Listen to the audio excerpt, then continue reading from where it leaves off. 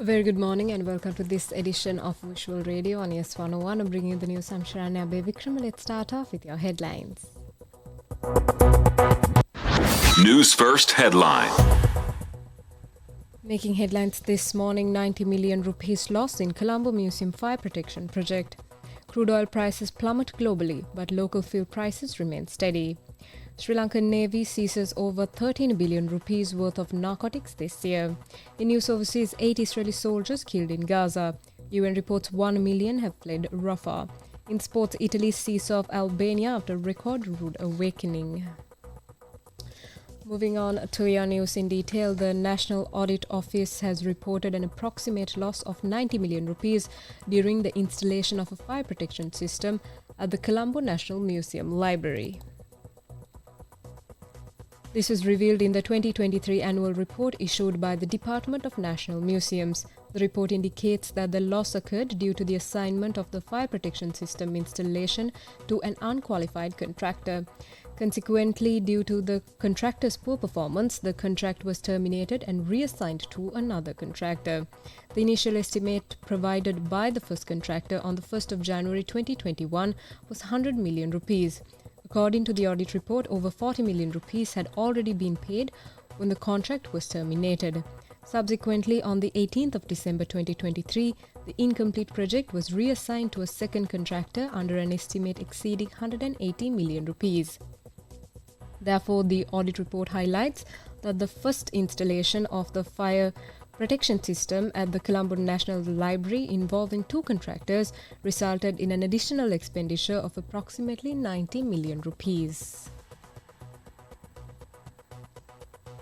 More of your local news. Despite a significant drop in global crude oil prices, the Ministry of Power and Energy stated that it is challenging to promptly reduce local fuel prices accordingly.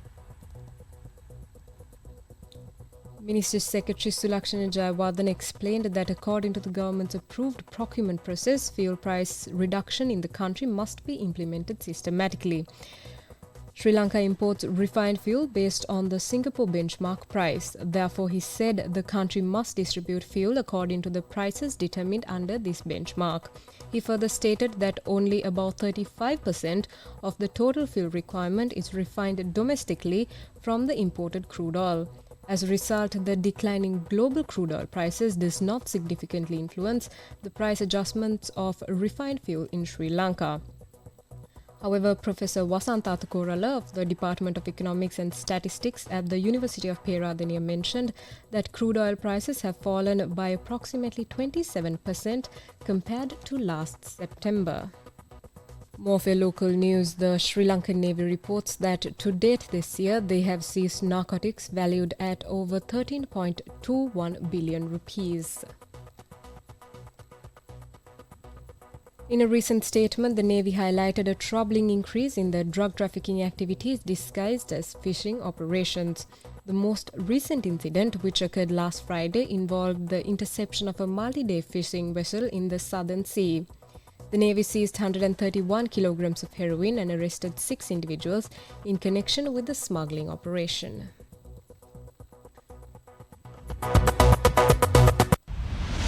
International news.